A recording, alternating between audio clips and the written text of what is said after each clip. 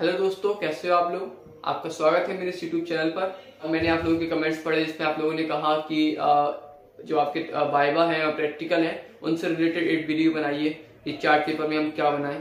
तो आज के वीडियो में आपको वही बताने वाला हूँ, प्रैक्टिकल से रिलेटेड कि आपको फिजिक्स केमिस्ट्री में आप क्या क्या बना सकते हो, किस टाइप के क्वेश्चन पूछे जा सकते हैं और आपको कैसे प्रिपेयर करना है। तो स्टार्ट करते हैं वीडियो को। तो अगर मैं आपको बताऊं, प्रैक्टिकल में दो चीजें होती है, एक होती है फाइल, एक होती है चार्ट। अगर मैं फाइल बोलूं तो फाइल में आपके फिजिक्स एंड केमिस्ट्री में 8 से 9 एक्सपेरिमेंट होंगे। तो जो कि जो है अभी कुछ ही दिनों में स्टार्ट होने वाले हैं। आई थिंक 1-2 दिन में आपके स्टार्ट होने वाले हैं प्रैक्टिकल, तो उतना टाइम नहीं होगा। तो आप क्या करिए कि 8 से 9 ज्यादा होते हैं तो आप 2 से 3 स्टार्टिंग के एक्सपेरिमेंट अच्छे से लिखिए, डायग्राम अच्छे से बनाइए, सारे स्टेप्स लिखिए स्टार्टिंग के 3-4 एक्सपेरिमेंट के। और उसके जो बाद के एक्सपेरिमेंट है उसमें आप चाहे तो मतलब जैसे अगर बड़ा एक्सपेरिमेंट हो तो उसमें आप बीच बीच में छोड़ सकते हो, या डायग्राम उतना अच्छे से नहीं बनाएंगे, ये रफली अगर बना लेंगे चल जाएगा। मतलब अब मेन ये है कि आपको स्टार्टिंग के 2-3 एक्सपेरिमेंट अच्छे से बनाने हैं, ठीक है। उसके बाद के एक्सपेरिमेंट को आप मिक्स करके मतलब बीच में थोड़ा थोड़ा छोड़ भी देंगे, डायग्राम उतनी अच्छे से नहीं बनाएंगे, सारे स्टेप ही लिखेंगे चलेगा। क्योंकि एग्जाम में जो देखता है वो स्टार्टिंग के ही अगर देखेगा फाइल तो वो स्टार्टिंग के ही कुछ पेज देखता है, एक्सपेरिमेंट देखता है, पूरी फाइल पढ़ने का टाइम नहीं होता, ठीक है, ना ही वो देखने वाला। तो आप क्या करिए कि स्टार्टिंग के 3-4 एक्सपेरिमेंट अच्छे से लिखिए, डायग्राम अच्छे से बनाइए। उसके बाद के एक्सपेरिमेंट आप जो है मिक्स कर देंगे, उतने अच्छे से नहीं लिखेंगे तो चलेगा।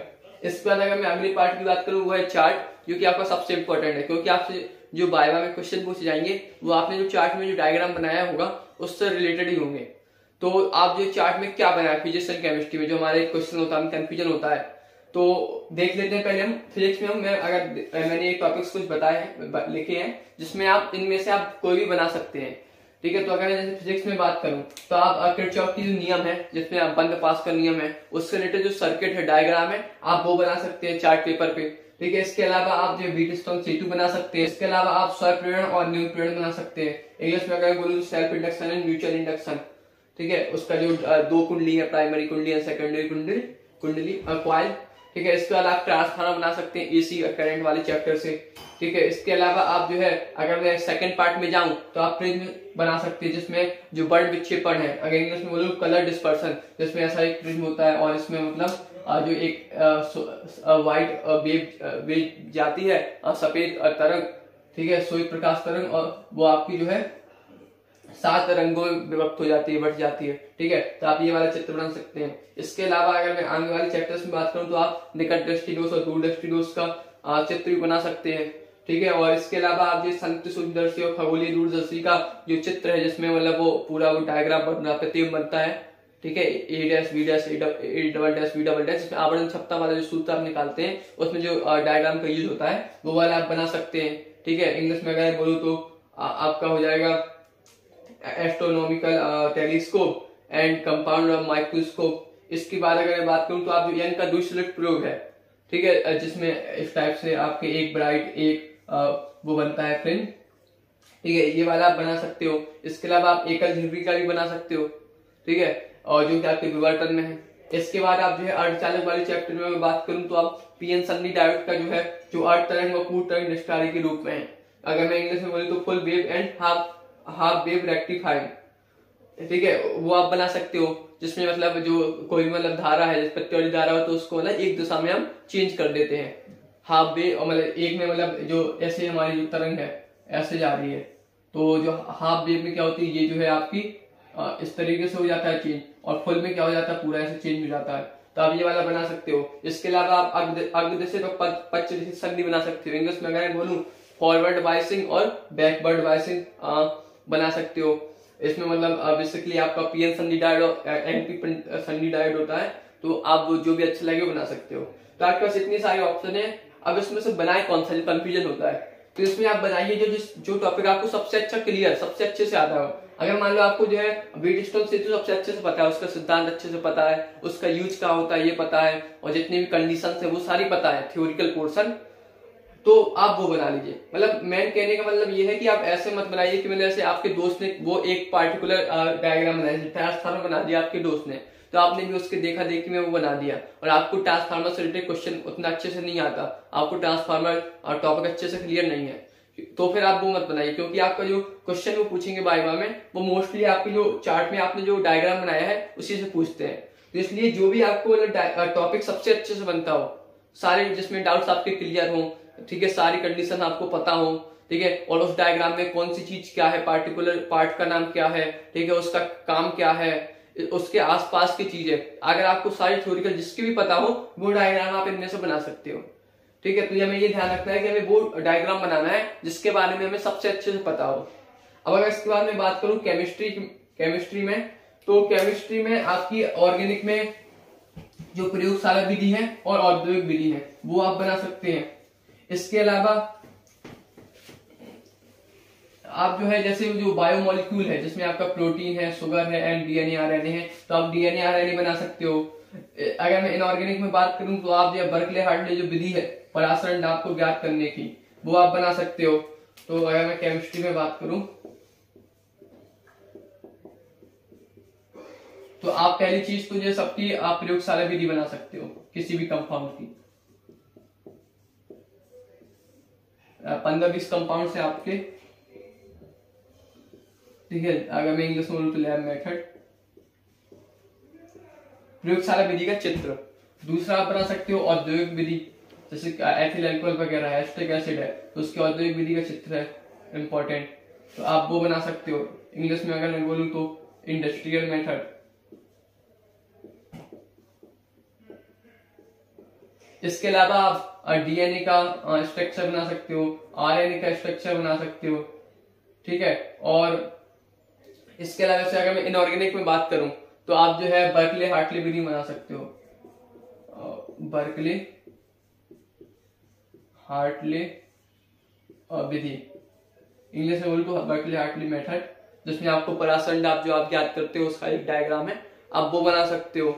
तो बेसिकली इतने आपकी जो ऑप्शन है केमिस्ट्री में। तो नॉर्मली हम ज्यादातर प्रयोगशाला विधि औद्योगिक विधि बनाते हैं, तो हम किसकी प्रयोगशाला विधि बनाए, क्योंकि 15-20 कंपाउंड्स है, तो आप उसकी प्रयोगशाला विधि बनाइए या लैब मेथड जिसके बारे में आपको सबसे ज्यादा पता हो। मतलब जैसे कोई एक कंपाउंड है जिस कंपाउंड की आपको सारी रासायनिक गुण पता है, केमिकल रिएक्शन सारी पता है, सारी बनाने की विधि पता है, उसके सारे गुण पता है, उसके बारे में सब कुछ पता है, आप उसकी प्रयोगशाला विधि बना दीजिए या औद्योगिक विधि अगर उसकी हो तो बना दीजिए। क्योंकि जो आपका वो एग्जाम में पूछेगा डायग्राम देख के, तो एक तो प्रयोगशाला जैसे आपने चित्र बनाया ये वाला ज्यादा जिसमें जो कॉमन मैंने बताया था, ठीक है, तो इसमें मतलब वो डायग्राम देख के हो सकता है 1-2 पार्ट के बारे में पूछ ले कि ये क्या होता है, ठीक है, आप बोलोगे फ्लास्क होता है, ठीक है। इसके अलावा वो क्या पूछेगा, वो उस जो टॉपिक का आपने कंपाउंड्स का वो बनाया प्रयोगशाला विधि, उसकी बनाने की विधि पूछ सकता है, 1-2 एक्स्ट्रा जो प्रयोगशाला के अतिरिक्त, ठीक है, या फिर वो आपके वो उसके रिलेटेड रासायनिक गुण पूछ सकता है, ठीक है। जैसे आपने क्लोरोफॉर्म बनाया तो पूछ सकता है क्लोरोएस्टोन का फॉर्मूला बताओ या क्लोरोएस्टोन कैसे बनाते हैं, ठीक है। तो इस तरीके के उसी से रिलेटेड रासायनिक गुण पूछेगा वो, तो आप उसकी प्रयोगशाला विधि या औद्योगिक विधि बनाइए जिसके रासायनिक गुण, जिसकी बनाने की विधियां आपकी सारी क्लियर हो, ठीक है। और इसके अलावा किस टाइप के क्वेश्चन पूछते हैं बायो में, जैसे फिजिक्स में आपने जो टॉपिक बनाया है तो वही चीज, जो पार्टिकुलर पार्ट का नाम क्या है, उसका काम क्या है। इसके अलावा वो क्या पूछ सकता है, वो डेफिनेशन पूछ सकता है, 1-2 लाइन वाली जो आपकी बोर्ड पेपर में 1-2 नंबर में आती है, वो डेफिनेशन पूछ सकता है, ठीक है। जैसे वैद्युत की परिभाषा बताओ, इस टाइप की फॉर्मूला पूछ सकता है, उसके मात्रक पूछ सकता है, यूनिट बताओ इसकी, ठीक है। तो 1-2 नंबर वाले क्वेश्चन ही और इजी क्वेश्चन पूछता है, ठीक है। अगर से मैं केमिस्ट्री बात करूं तो आपकी रिएक्शन पूछे, जैसे आपने ऑर्गेनिक में कोई प्रयोगशाला विधि बनाई तो वो उससे रिलेटेड रासायनिक गुण पूछेगा, उस कंपाउंड से रिलेटेड कि ये कैसे बनता है, ठीक है, या इसका फॉर्मूला बताओ या इसका कोई गुण बताओ कि अम्ल है कि अम्लीय है कि क्षारीय है, ठीक है। इस तरीके का छोटे छोटे क्वेश्चन पूछता है और इजी क्वेश्चन पूछता है। इसके अलावा कैसे प्रेजेंट करना है, तो नॉर्मली जैसे अगर आपका 4 से 5 ग्रुप में अगर आप जा रहे हो तो वो मतलब एक पार्टिकुलर से एक क्वेश्चन पूछते हैं, तो अगर वो 100 क्वेश्चन पूछे और उससे बाद में वो क्वेश्चन नहीं बन रहा है और आपको क्वेश्चन बन रहा है, तो आप क्या करिए, जैसे उन्होंने उससे क्वेश्चन पूछ लिया उस स्टूडेंट से, तो आप कहिए सर मैं इसका आंसर मैं बताऊं। तो इस तरीके से आपको जैसे किसी को नहीं बन रहा जिससे पूछा तो आप उसका आंसर दे दीजिए, ठीक है। इसके अलावा पूरे ग्रुप से एक कॉमन क्वेश्चन पूछ रहे हैं तो आप कोशिश कीजिए कि जल्द से जल्द आप उसका सबसे पहले उसका आंसर आप दे दे, ठीक है। इससे एक मतलब अच्छा इम्पैक्ट पड़ता है। तो ये बेसिक सी कुछ चीजें ध्यान रखनी पड़ती है। मेन यही है कि आप जो चार्ट में जो भी बनाएं उसको अच्छे से पढ़ लीजिए, उसके आसपास का अच्छे से पढ़ लीजिए, तो आपका प्रैक्टिकल में हो जाएगा। ठीक है, इतने कठिन क्वेश्चन नहीं पूछते, बहुत इजी क्वेश्चन पूछते हैं। इसके अलावा से अगर एक क्वेश्चन पूछे जो आपको ना बने तो आप घबराइए नहीं, आप अगले क्वेश्चन का मतलब अच्छे से रिप्लाई दीजिए। मतलब आपके चेहरे पे मतलब ये नहीं रखना चाहिए कि कुछ पढ़ के नहीं गया या अंडर कॉन्फिडेंस लग रहे हो, मतलब अच्छा कॉन्फिडेंस रहना चाहिए और एक मतलब अच्छा एक्सप्रेशन हो। ठीक है, कि मतलब जैसे अगर एक क्वेश्चन भूल भी गए, नहीं बता पाए, तो अगला क्वेश्चन आप बता दीजिए। ठीक है, तो इस तरीके से मैं आपको इसमें मतलब ज्यादा टाइम नहीं देना, मतलब एक दिन में आपका चार्ट पेपर बन जाएगा, 2-3 दिन में आप 2 दिन में फाइल बना लीजिए। ठीक है, इसके अलावा मेन क्योंकि आपका जो होता है वो होता है थ्योरिकल पोर्शन 70 नंबर का, उसमें आप जितना अच्छा करेंगे उतना आपका मतलब परसेंटेज अच्छी जाएगी। क्योंकि इसमें अगर आप देखेंगे तो इसमें मतलब बेसिकली 28-29 नंबर सबको मिल जाते हैं मिनिमम।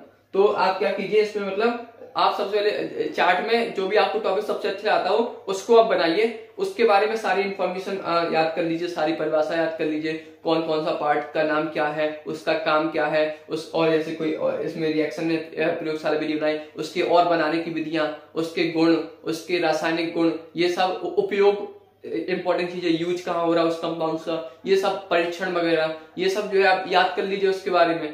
ठीक है, जैसे डीएनए आरएनए बताया, तो डीएनए आरएनए में डीएनए में होते कौन कौन से न्यूक्लिक क्षार, नाइट्रोजनी क्षार होते हैं। ठीक है, कौन सी शुगर होती है, और इसके अलावा न्यूक्लियोसाइड किसे कहते हैं, न्यूक्लियोटाइड किसे कहते हैं, डीएनए आरएनए में अंतर क्या है। एक छोटे छोटे जो बेसिक क्वेश्चन जो आपके नॉर्मल नोट्स में जब आप पढ़ रहे हो, अभी तैयारी कर रहे हो बोर्ड एग्जाम के लिए, उसमें आपको मिल जाएंगे। तो भाई आपको नॉर्मल इजी मतलब नॉर्मल क्वेश्चन की तैयारी करनी है।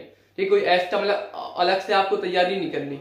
और इसके अलावा ऐसा भी नहीं है कि आपसे कोई डेरिवेशन वगैरह भी प्रूफ नहीं करवाएंगे, कि कोई न्यूमेरिकल डेरिवेशन इस टाइप का कुछ नहीं करवाएंगे। वो आपसे एक 2 लाइन के ही क्वेश्चन आंसर पूछेंगे, फॉर्मूला हुआ, डेफिनेशन हुआ, रिएक्शन हुई। ठीक है, इसके अलावा इस तरीके से आपको प्रैक्टिकल की करनी है तैयारी। कोई भी आप जो डायग्राम जो आपको अच्छे से बनता हो आप कर लीजिए तैयार। और अगर कोई डाउट्स हो अब भी आप प्रैक्टिकल है वाइवा से रिलेटेड तो आप कमेंट में पूछ सकते हैं।